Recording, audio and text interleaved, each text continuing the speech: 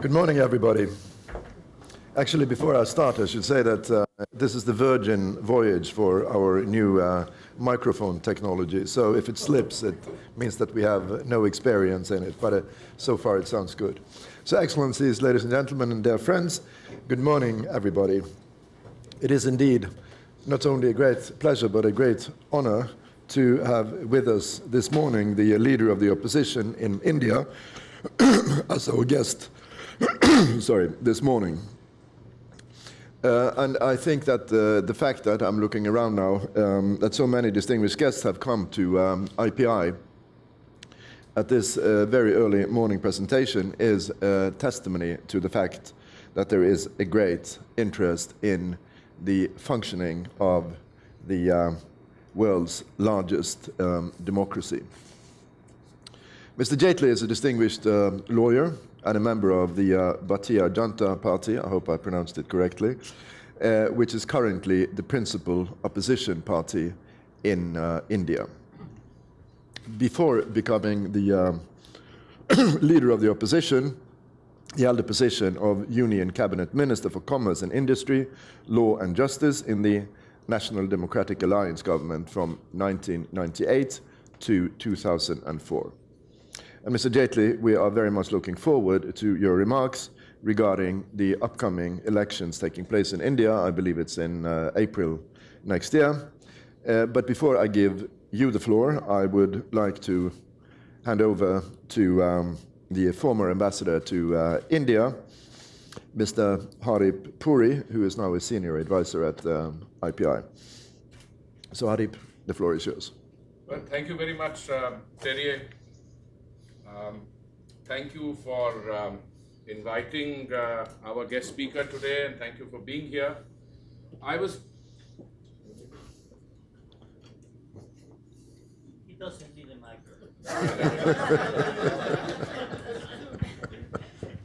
Thank you very much.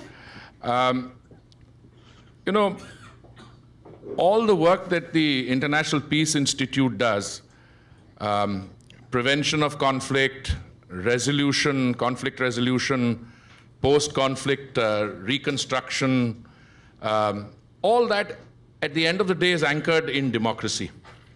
And no matter which way you look at it, this overall exercise that the UN undertakes is, in a sense, about how the democratic experiment works in some countries, falters in others, and results in fragile or failed states in yet another part of the world.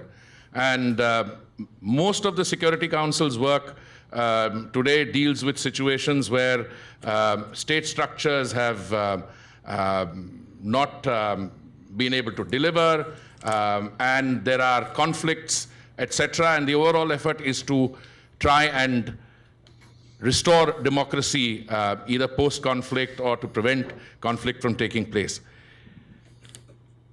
We are very fortunate to have Arun Jaitley with us because not only is he an eminent lawyer, he's also the face of the Bharatiya Janata party, a very prominent leader, but he has spent many years working the Indian democratic experience. I am particularly happy that he's here because I have known him. I've had the privilege of knowing him for over 4 decades. I think close to 44, 45 years. And in that period, he has always been regarded as a very mature and sober analyst and advocate of political developments in India. We are also very fortunate to have with us a very large number of our colleagues, permanent representatives. I see the president of ECOSOC here, Nestor, the ambassador of Azerbaijan, Akshin, the ambassador of Bangladesh, India, Afghanistan, Costa Rica, Canada, Cape Verde, Pakistan. I'm very happy to see Masood here, and so many others. I'm not going to name them, but I think all this testifies to an interest in Indian democracy. So may I just, on that, invite Arun to, the floor is entirely yours now. Well, thank you very much for inviting me to the IPI and giving me an opportunity to interact with such a distinguished audience here.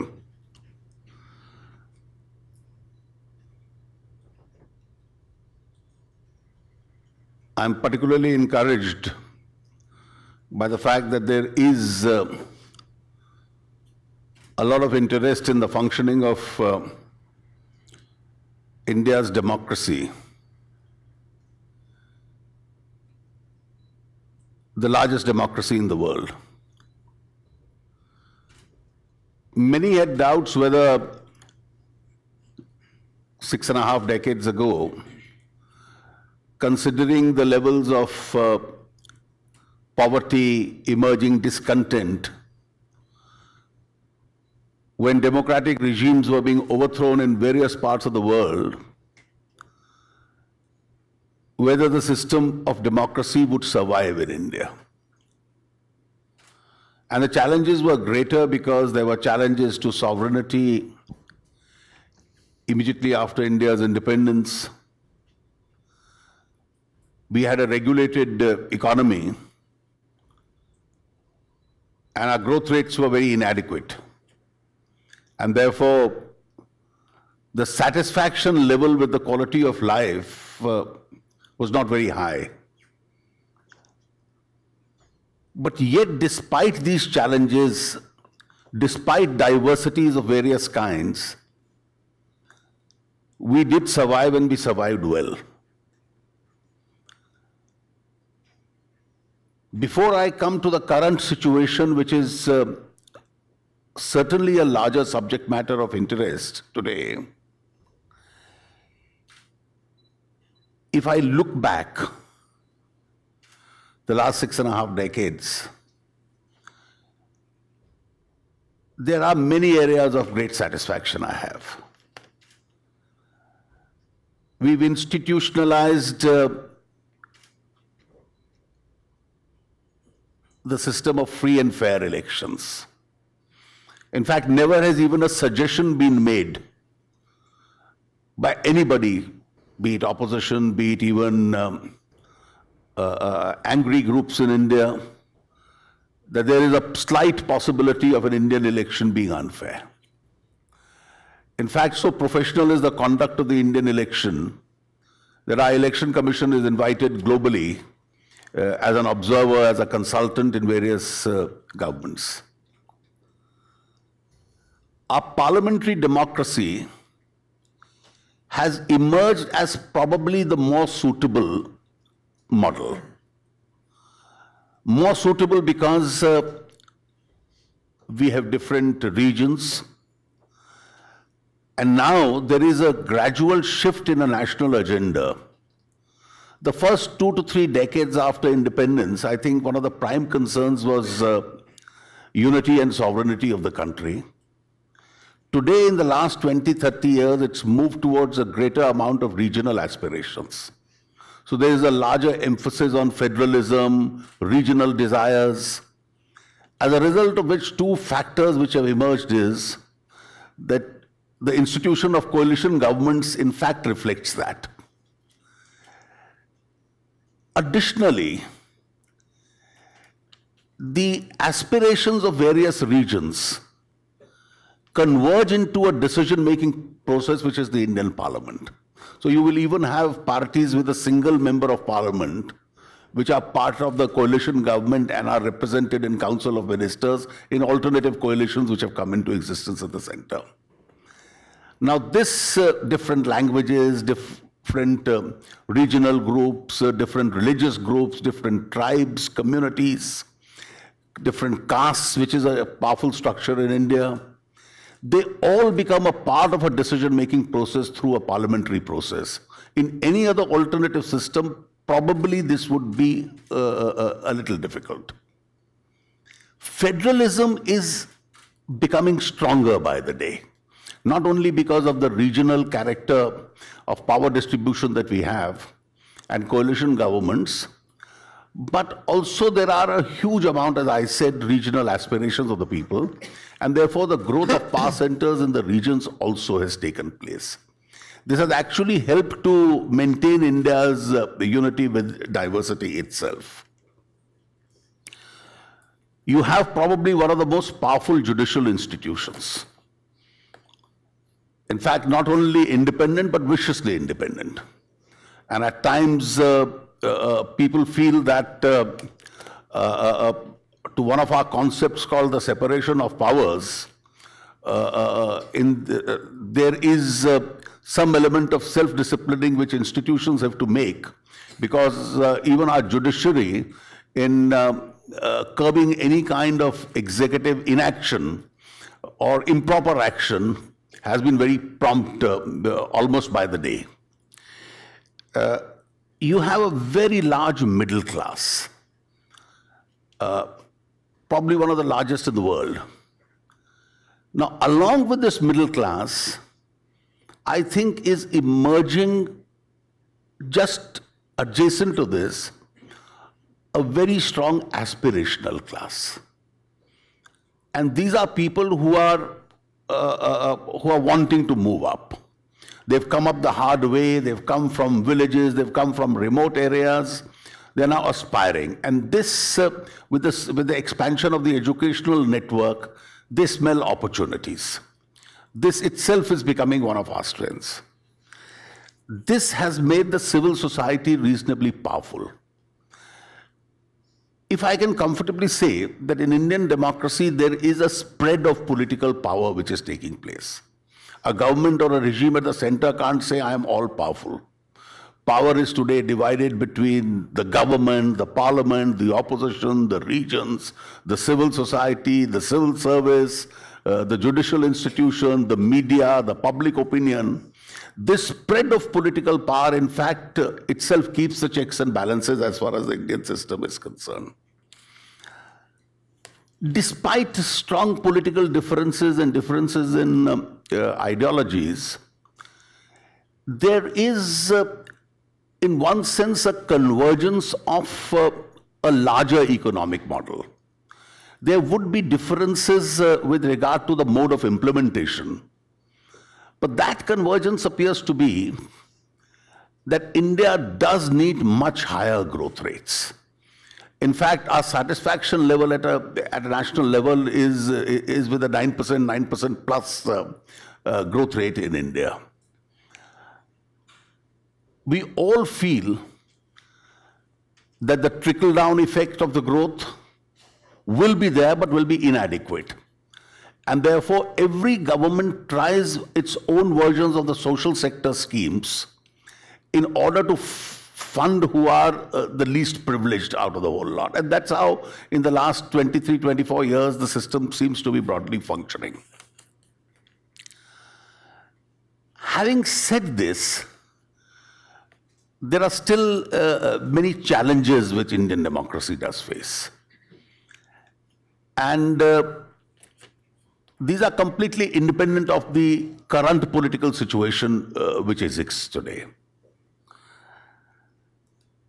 I think one huge challenge is that there is a popular perception in India that the quality of politics in India needs to improve. Politics influences and impacts the life of the country. It influences all decision making. And therefore, a set of self-evolved changes are a little slow in coming about. Recently, we've had a spate of some judicially directed reforms to improve the quality of Indian politics, but the ones from within the political system are a little slow, and that at times leads to a sense of cynicism as far as public opinion is concerned. Poverty eradication has taken place. From a poverty figure of about 60%. We've come down to the mid-20s, but it's a little slow, and therefore it needs to itself be expedited. And there are regions where the impact of the entire growth process has not been felt at all. For instance, the most wanting regions in this are the tribal regions of central India. And the tribal regions of central India really become the deprived regions, as a result of which you have the huge insurgency called the Maoist problem emerging out of in those regions. Infrastructural improvements have taken place in the country, but the Northeast still seems to be deprived of that, the quality of infrastructure which must develop adequately. Of course, you have the problem of people below the poverty line. I've already made a comment on this. Terrorism is a very serious problem. Now, it could be insurgency, which could be even domestic. That is I referred to the Maoist problem in the heartland of central India. This is a very serious problem. The Prime Minister had, about 2 years ago, described it as the greatest challenge which India faces. And as a problem, Maoism is not a problem which is only relatable to the poverty or the inadequacy of development in those regions. Maoism is not a poverty eradication campaign. It's an attempt to violently overthrow India's parliamentary democracy and replace it by an ideological democracy of the ultra-left kind. And therefore, they use arms, they use all kinds of revolutionary tactics, they loot the ammunition as far as the police and the security agencies are concerned, and they are able to exploit the poverty of the region in order to fuel discontent. We are still struggling to find an answer to this because we've been looking for alternative answers in terms of do you simply go and pump money and resources and develop those regions? And that's one solution which is suggested. The other solution which is suggested is, do you follow a police-military approach to solve that problem? Now, the real truth lies somewhere in between. You can't build schools, you can't build roads, you can't build hospitals, you can't build other institutions in these areas, because if you spread landmines, obviously this developmental activity doesn't take place. In fact, existing establishments of this kind have been damaged by them. And therefore, you probably require a little, both actions at a war effort in terms of curbing this particular menace. Cross-border terrorism, India has been a prime target of it. We've lost literally thousands and thousands of people. There are also now domestic modules which have come into existence. And a lot of our resources, national resources, in both these, fighting both these forms of domestic insurgency and cross-border terrorism have been spent. In fact, Indian priority has always been to resolve issues even with our neighbors through a process of dialogue and negotiations. But then we've always felt that dialogue and terror can't coexist. And therefore, conditions conducive to that must be created, which have been somewhat wanting in this direction.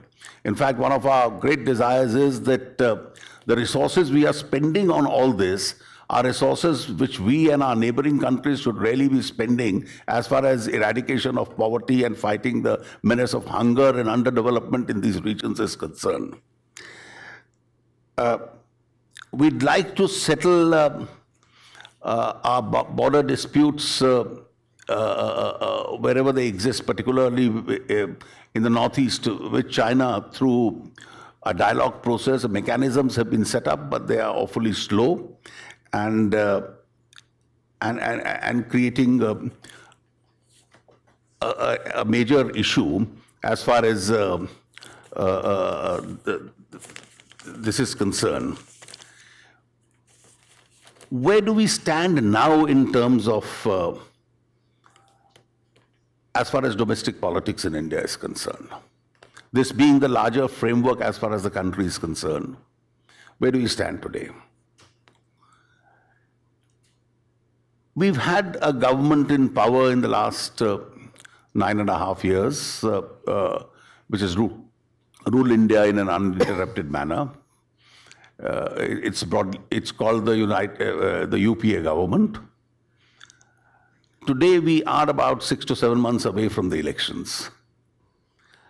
And much that we normally follow a practice of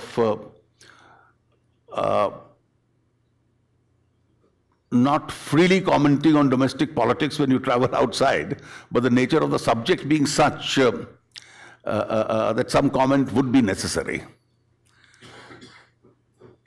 From all indications that I gather, there is a huge, it's more than what we expected, a huge anti-incumbency mood which has emerged in the country. In fact, it's unprecedented. It's almost resembles the mood which existed in 1977 or 1989 in India, when governments which had a comfortable majority lost by a large margin. And I do expect the results to be greatly influenced by this anti-incumbency mood. It's a mood where angry people are extremely keen to vote a government out and therefore are in search of alternatives. And in search of alternatives, they look for who has the option or the alternative to form an alternative government. Why has this anti-incumbency mood come into existence? Now, there are various reasons that I analyze for this anti-incumbency mood. I think after a long time, slowly it's happened in the last 2 or 3 elections, but this emerging elections, and that's a high point of Indian democracy, is all about governance issues. Maybe except in Andhra Pradesh, where the Telangana issue is going to dominate the outcome of the elections. In all other states and the rest of the country, the principal issues involved in the elections all move around governance issues. And therefore, this is one election which is going to be formed, and that's in fact the emerging maturity of Indian democracy itself. And in governance issues, the first priority has been on the management or the mismanagement as far as the economy is concerned. From 1991 till 2004, I think we had 3 different colors of government in power. The reform process had continued. And from slower growth rates, we were moving towards a 6, 7, 8% growth rate. And I think the impetus of the reforms in those years made the tenure of the UPA one a little more comfortable. Last 3, 4 years, we've nosedived from a 9% consistent growth rate, and now we are last year down to 5, and this year they are anticipating a 4 plus growth rate. And that's really impacting on a number of factors. I'll revert back to what I think went wrong as far as the economy is concerned. The second principal factor relates to corruption. In fact, the popular anger which has built up is because of huge number of corruption scams, and a large number of that have also adversely affected the management of the economy and India's ability to attract international and both domestic investment. There is some role for the security-related issues, both internal and external. And I think the fourth important factor is people see governance of the last few years as a major leadership failure.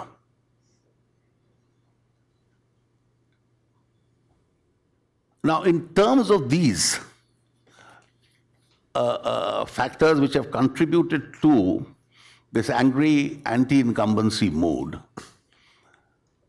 if I just make a brief comment on some of these factors, as far as the economy is concerned, at least I seem to have learned a few lessons.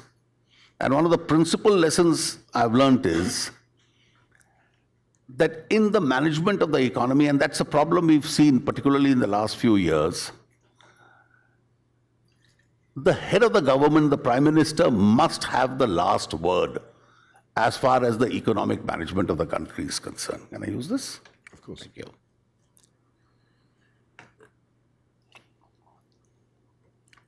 He has to be the natural leader of the country. He has to be the natural leader of his party. He has to have the last word. He has to have the ability to overrule others. And therefore, if he doesn't have all these rights, this authority, he's a prime minister who's in office but really not wielding authority. And therefore, this really has been the bane of the problems in the last few years. Creation of power centers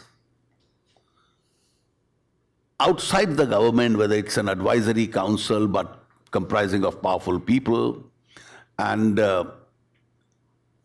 whose command runs with the government and which becomes authority without responsibility, I think also contributed to this.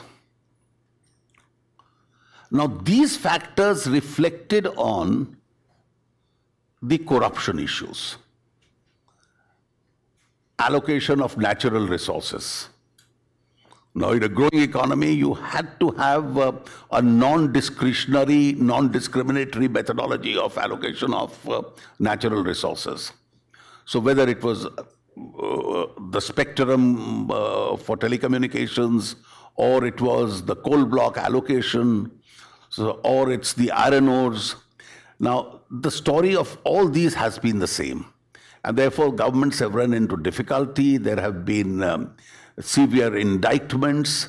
You've had licenses being cancelled, investments being confiscated, leaders of the industry being investigated and prosecuted. Now, this has sent a huge negative signal to investors globally. Now, this started with these cases. It started with really two factors. One was the first factor that I mentioned, which converged into what's called the policy paralysis. It's a word which is now being occasionally used. Two, corruption-related issues resulted in a lack of confidence in the economy. As a result of which, not only was the international investor not looking at India, the domestic investors decided to look elsewhere. So it's a reverse flight also which took place. Retroactive taxation, investigative agencies being excessively used and misused, leading to a breakdown of relationship between government and opposition.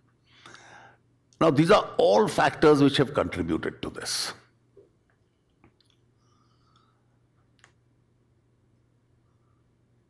So the first big point that I have to make is that there is a strong anti-incumbency mood, and therefore, whichever is the party in occupying the non-UPA space within its own state is going to be the natural beneficiary.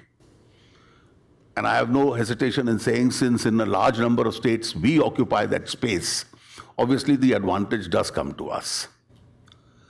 The second factor, and these are all issues which are not emotive or which are not redundant, they're all relatable around the governance issues. The second factor, I think, which emerges out of a disillusionment with leadership, indecisiveness, lack of capacity to take decisions, I think is creating an environment where though we are a parliamentary democracy, the next election is almost becoming a quasi-referendum on leadership. Now, on leadership, there's a big question in India, and this is where Indian democracy is still maturing. There are two conflicting areas how leaders are created in India. And the two, you have a set of structured political parties which have their own structures, where there will be a series of, or a galaxy of leaders, and they choose the best out of them. We don't, unlike the United States, have a system of primaries, but in a structured political party, you'll have a set of leaders competing with each other, and the best will emerge. In fact, my party is the one which is closest to this experiment. We've been criticized as having taken a long time in selecting our leader, but the process we went through, though such a formal process doesn't exist in India, from amongst a large galaxy of leadership, we decided to choose who we thought was the most popular one. And it's a process which almost took us 2 to 3 years, but there was some semblance of a process by which it happened. Unlike the structured parties which exist in the case of my party, or even the left parties are a structured political party in India, you have parties centered around individuals or families, which don't have these structures. And the next in line is only the next descendant of the family. And these parties, if you see from the state of Kashmir to Jammu and Kashmir to Tamil Nadu, almost exist in every other state. They also exist at a national level. And therefore, the disadvantage in the dynastic parties is that to this very large middle class, to this large aspirational class, the whole idea of India becoming a dynastic democracy itself raises questions. It's happened in several decades in the past, but I'm not so sure this process can indefinitely continue. The other problem of a dynastic party is that the party becomes a crowd around a family. And the strength of the party is almost similar to the potential of the current generation of that dynasty. If he has an ability to deliver, then the party is stronger. If there is no ability to deliver, then the party itself becomes weak. And therefore, I foresee a situation where this election in a leadership referendum may also emerge as a strong ideological battle between a dynastic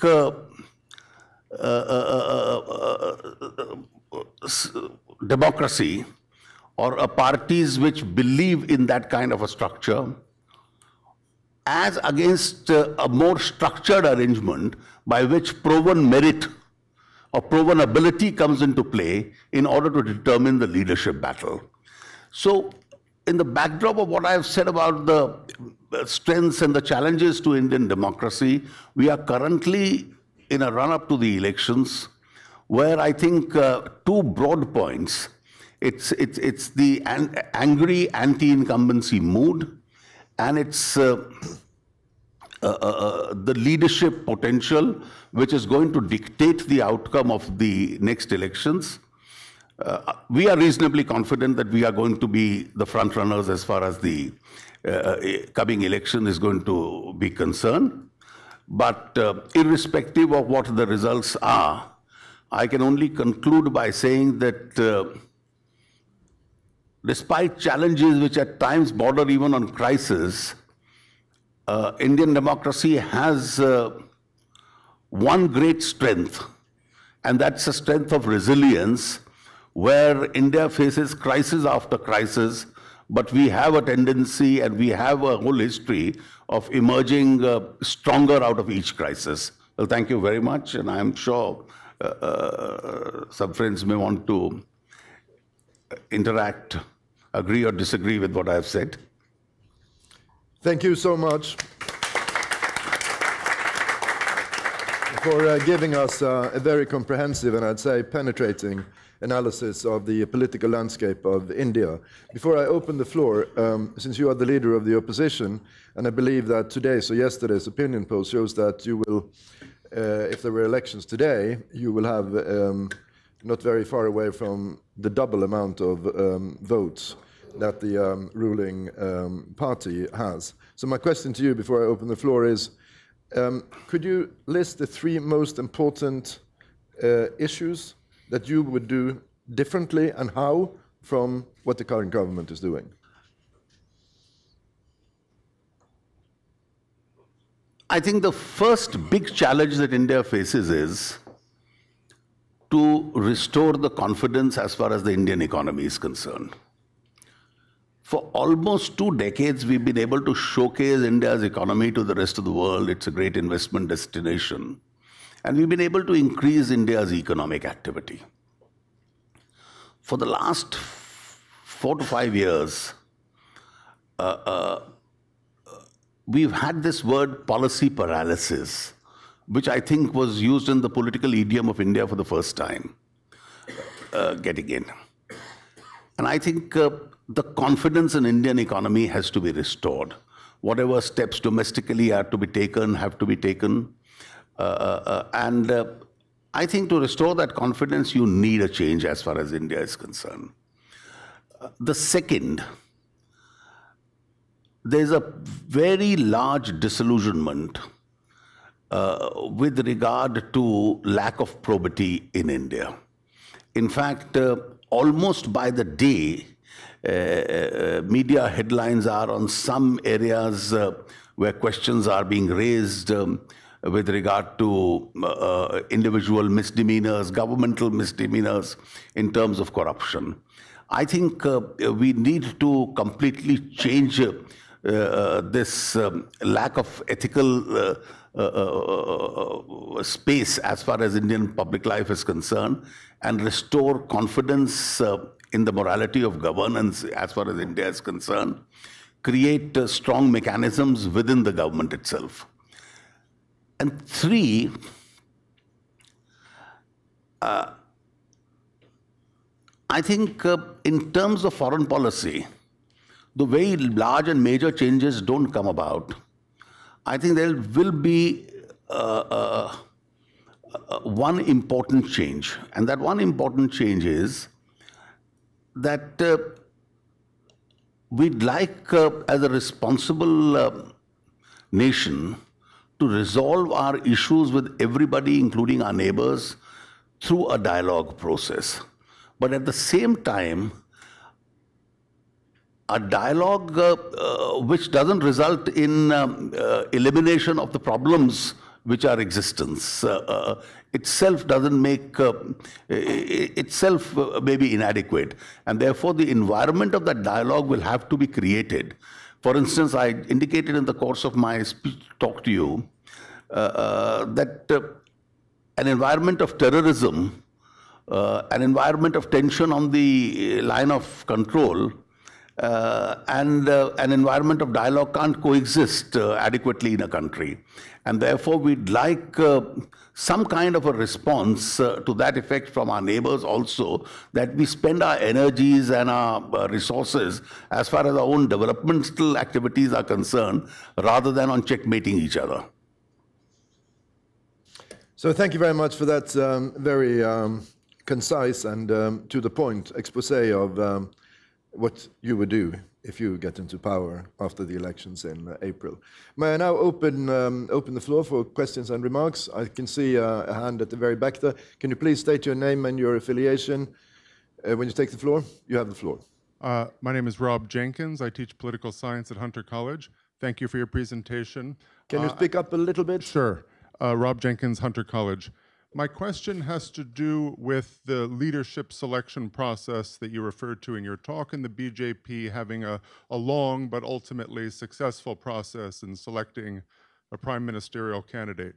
You were quoted in the press earlier this year, widely reported, in a speech apparently that you'd given to a party meeting, saying that the BJP should be selecting a candidate who has wide appeal and can appeal to other parties, much as the prior BJP prime minister did. Now I'm wondering, without naming any names, that was apparently your position. Now more recently, we have Mr. Modi identified. I'm wondering whether you think he will be the person to be able to draw in the allies required to reach the 272 number, because the polls referred to by our moderator, of course, don't bring you to that point. And if he is, which parties would be likely to join in this government? Because, of course, we know that certain parties have claimed that they didn't want to join hands with the BJP under these circumstances. So which parties do you think would be a possibility? And in that context, once the BJP were to take office, would you take actions to repeal acts of government passed by the current administration that you've been critical of, such as the NREGA, National Rural Employment Guarantee Act? I know you've had criticisms of it. A lot of people do, for good reason, but would you repeal it or would you leave it in place? So how to attract allies and what to do about programs, particularly NREGA, if the BJP takes power? Thank you very much. My intention was actually to collect a few questions, but since this question contains so many questions, I think I will give you the floor directly. Well, I won't reveal the entire electoral strategy of the BJP here, but I can tell you the basic change which is taking place in this election. Ordinarily, we go by a conventional logic in an election and we count the likely tally in every region in India, every state in India. And when we start counting numbers, we consider the national election to be a net aggregate of various state polls. That's been the conventional methodology of calculating.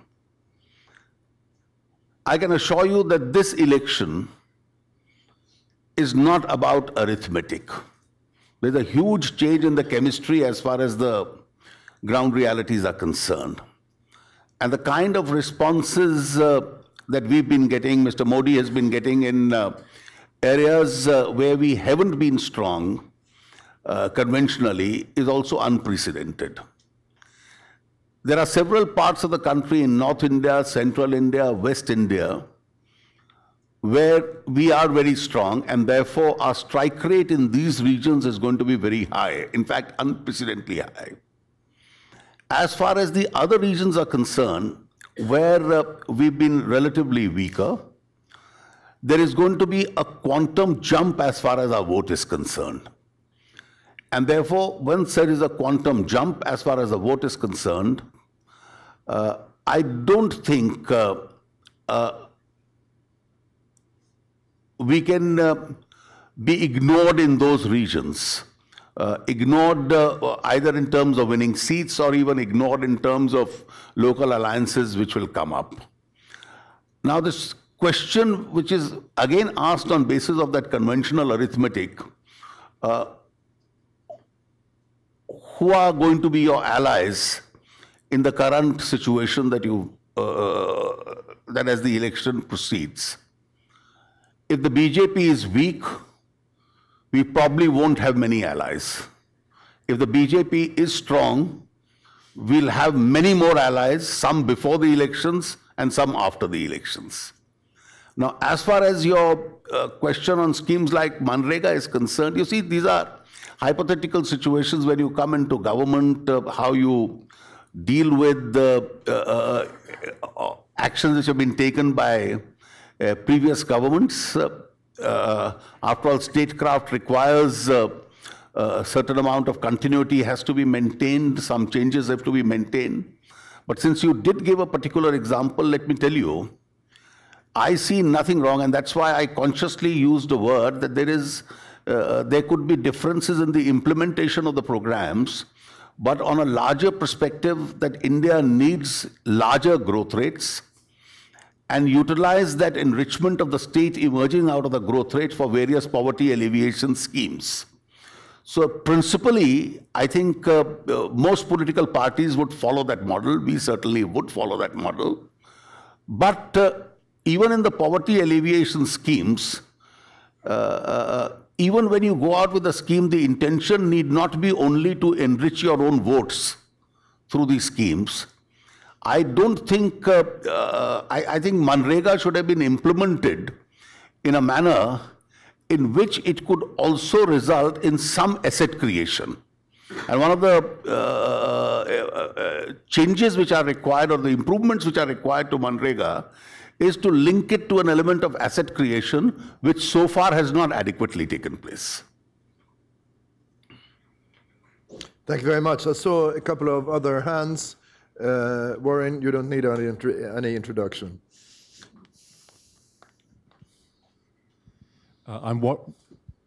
Is it working? Sorry. Warren Hogue of IPI. Mr. Jaitley, India, of course, is a charter member of the BRICS. And my question is, how does that influence Indian foreign policy? How would it if you were the leader?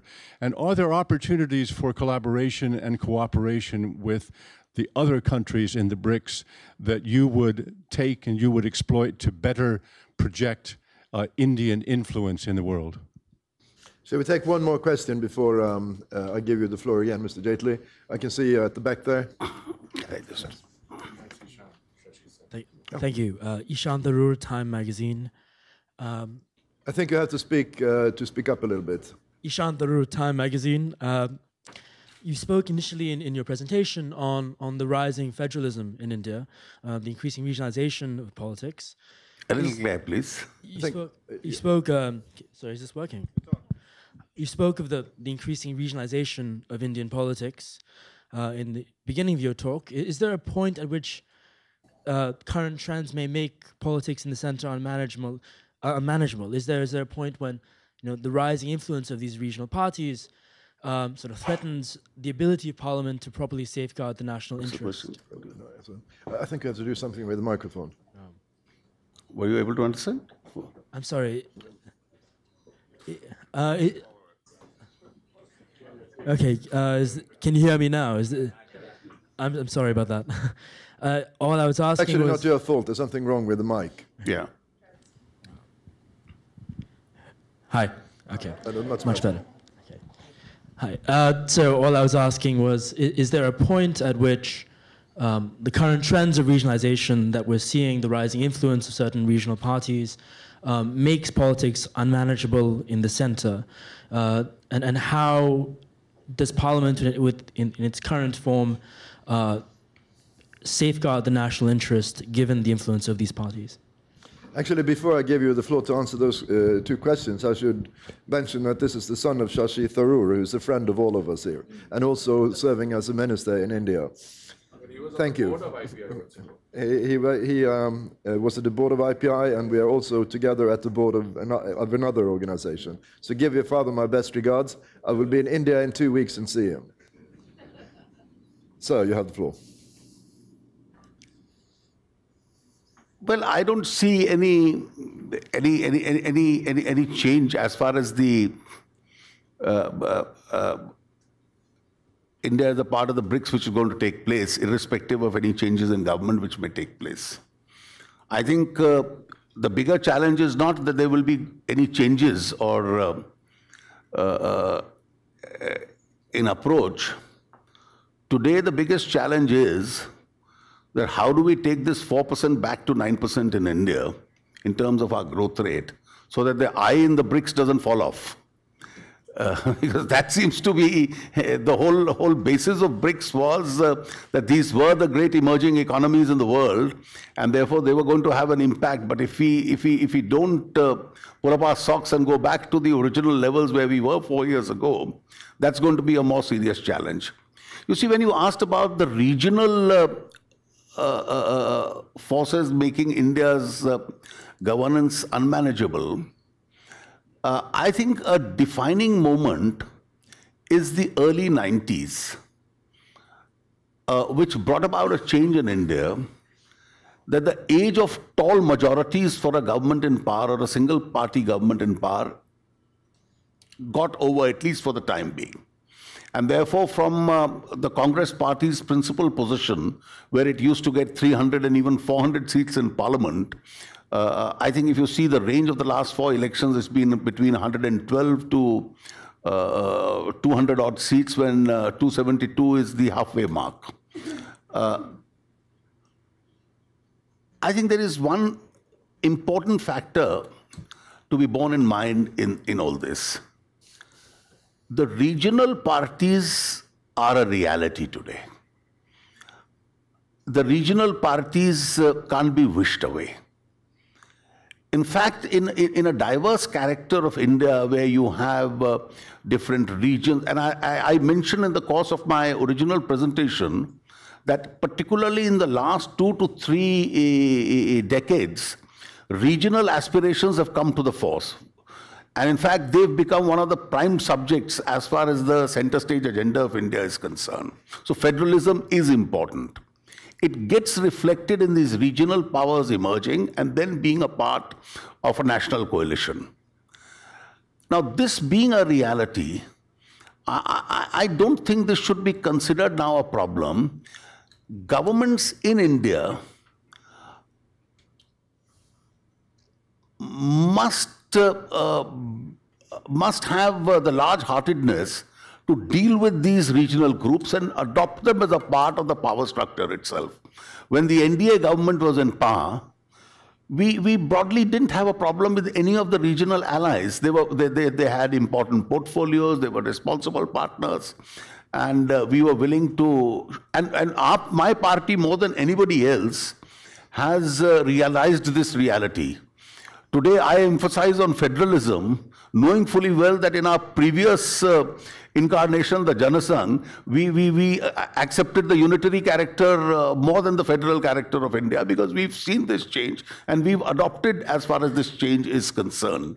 And therefore, we must live with this change. The only caveat that I want to add is that for a national coalition, to have 272 or 300 or 350 seats in the center, the anchor of the coalition has to be a major national party. Therefore, the anchor must be somebody who has a reasonably large strength. That's only how the coalition can be balanced. Now, if the anchor itself is a party of 20 or 30 seats, it can't balance a coalition. And that's what's always made the third front a failed idea. So just a combination of regional groups itself won't survive, because that's a group without an anchor, and that government won't be a lasting government. We've tried it a couple of times, and that experiment has collapsed. It's never worked, and it's never going to work. So the anchor of a national coalition is either going to be the BJP or the Congress. And probably not any of the smaller groups itself. Thank you once again. I saw 2 hands here, also a close friend of IPI, so we will start over there. Thank you very much. Thank you very much, Mr. I almost Maybe you said should Prime state Minister. your name and your affiliation. Yeah, Sol Weisletter, DPR of Costa Rica. One of the conclusions today in Latin America is that after the growth that we've had in economic terms in the last decade or a little bit more, is that inequality has grown also very much. And that is posing also a problem of governance for many countries. I think that also might happen in other parts of the world, but I think it's very clear in Latin America. So I would like to know if you have any thoughts about policies that not just try to improve growth, economic growth, but also redistribution in favor of lower income people. And the second question, which is maybe is, when you, I don't know, I know almost nothing about the Indian political system, but you've been talking about the problem of the regional parties, et cetera, et cetera. Do you think that that may, in the future, make it evolve to a presidential system whereby you would elect a president and then you wouldn't have to go through coalitions in terms of regional parties, et cetera? Thank you. Very interesting question. Shall we take one more before I again give you the floor? You have the floor, sir. Good morning. My name is Rahul Soor. I work for the UN, but I'm speaking in my personal capacity. I just wanted to draw your attention. Can you move the mic a little bit closer to you? I wanted to draw your attention to Mahatma Gandhi's statement that cleanliness is next to godliness.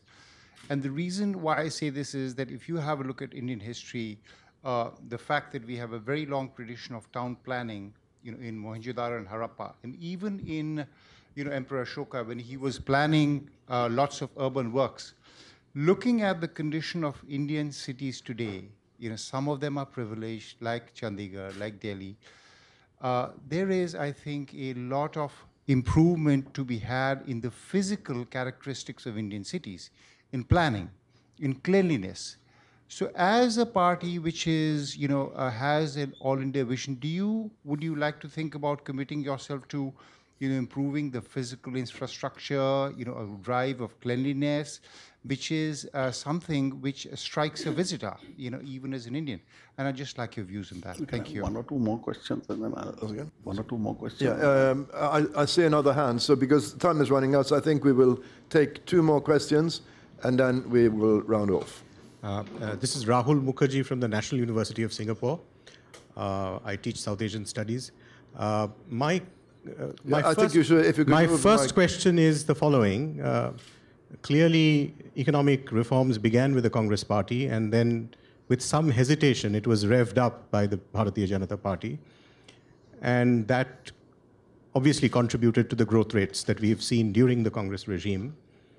But one of the reasons why the BJP probably lost once and then twice was what later on got termed as India Shining. And what really appealed, I think, to the Congress Party, or one of the chinks in the BJP's armor, was probably growth, but what people saw as kind of a faceless growth. And then you have the right to education, you have the right to employment, and you have the right to food now. So you could argue that the government has become fiscally irresponsible. Also the right to information, which has created so many problems within the government that there have been attempts to revise it and make it more conservative.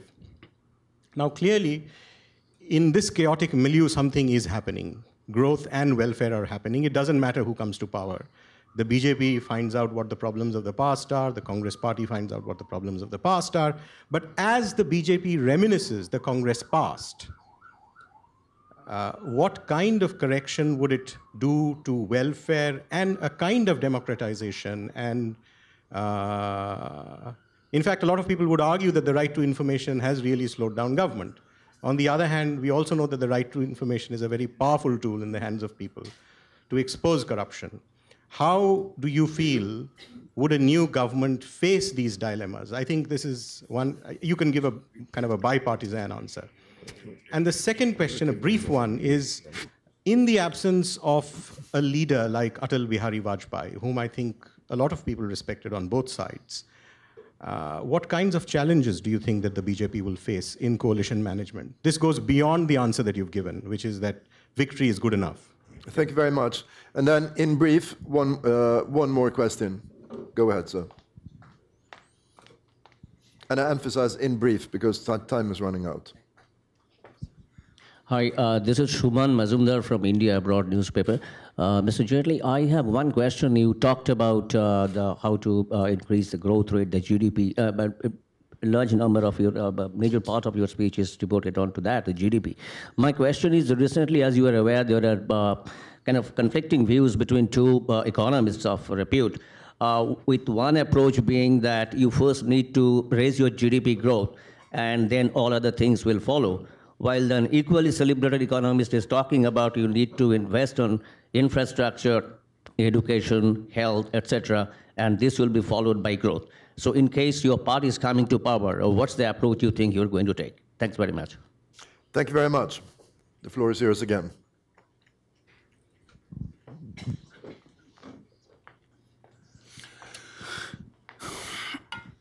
See, as far as the rising inequalities are concerned, it's a major challenge. I don't think it's a challenge which can be corrected overnight.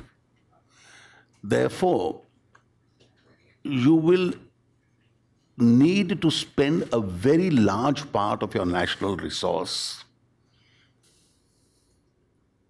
on various social sector schemes. So even though you go up for higher growth rates, governments will have to have a social consciousness. Now, how you implement it, these schemes, whether they are only going to be a vote-gathering mechanism or are they going to be very seriously implemented in these areas, I think there can be a difference of approach. But in the last 2 decades, successive governments have tried that model itself with its own variations. In fact, a comment came with regard to right to food, etc. Let me just clarify. You may legislatively create it now, but at the same time, the whole idea of the right to food, because of a very large below poverty line population, was born in Chhattisgarh, one of the BJP governed states. And the best model in India is in some of the NDA BJP states as far as the distribution of subsidized food to the poorer people is concerned, and it's being implemented for the last 5 to 7 years. Let me tell you, when you mention that when you statutorily incorporate a right to employment or a right to food or a right to education, are these becoming effectively enforceable rights? We still have to travel a lot of distance. It's not yet been tested. On food, I worked out the figures. It's only a reformulation of all existing schemes. So the amount being spent is what was being spent before the legislation. The quantums remain the same. There are some segments where it actually goes down. The below poverty line are going to receive a little less. A below poverty line family was originally receiving, let's say, 35 kilograms of food grain every month. Now each member gets 5 kilograms. So if you're a family of 4, you get 20 instead of 35. So the quantums are going to go down. And therefore, the number of people who are benefiting actually comes down by about 10 million, a crore of people. Therefore, to say that merely because you've legislated, it becomes in any way a better right itself doesn't make much of an impact itself. I think urban infrastructural improvements with emphasis on hygiene, cleanliness, sanitation, these are huge challenges India has to face. Now, all these challenges ultimately reflect in what are the resources of the state going to be in going to support this. And you go back to the same basic formulation that India will need much higher growth rates. You must pursue that path. At the same time, how do you use that resource? And you will have to prioritize your user of those resources itself. And therefore, to say that whether you use it for improvement of urban centers in the first instance or you use it for poverty eradication schemes is all a matter which you probably have to consider. When you said where would you prioritize it in terms of expending the resources, I indicated in my opening comment the 2 areas of priority I see the maximum. I think the resource has to be pumped in the first instance into our tribal areas and infrastructural creation in the Northeast. We have to admit that geographically these are the 2 most ignored sections as far as the Indian state is concerned, and the priority of resources will have to be fed into these two segments itself. Now, in terms of whether it's infrastructure or it's health, one is not going to be a substitute for the other. You see, you'll have to proceed on a pattern, because if you have health schemes which have come up in various states, Infrastructure, in fact, at some stage in the economy, had picked up at a great pace. It slowed down in the last few years. And I think you'll have to restore back your rural roads, your national highways, the railways is not in the best of health, and therefore these will have to be expedited. As far as health is concerned, there is a challenge. There are some schemes which have come up in the last few years, even centrally funded scheme in the states for ambulances and some subsidized medications, etc. But the creation of governmental facilities across the country, or public health facilities across the country, has come down in the last 10 years. It's not being done. And therefore, costly private health facilities are expanding. But public health facilities have slowed down. And I think that's one area we can't afford to ignore at all. Because the private health facility for an average Indian is still unaffordable. Actually, I think I have to close now because time is really running out, and I want to do it also in respect to our guest here this morning. Mr. Jaitley, it's been really a privilege having you and listening to your candid and penetrating analysis of and drilling so deep into the key issues which is facing your country. And of course, it's been a particular pleasure, an honor to have you here, because you are not only a brilliant analyst of affairs of India, India, of course, which is not only the largest democracy in the world, but will soon be the largest country in the world in population. It's been a particular privilege, since you are not only a brilliant analyst, you might also, in 6 months from now, be maybe the leader, or at least one of the top leaders of your country. Thank you so much. It's been a real privilege.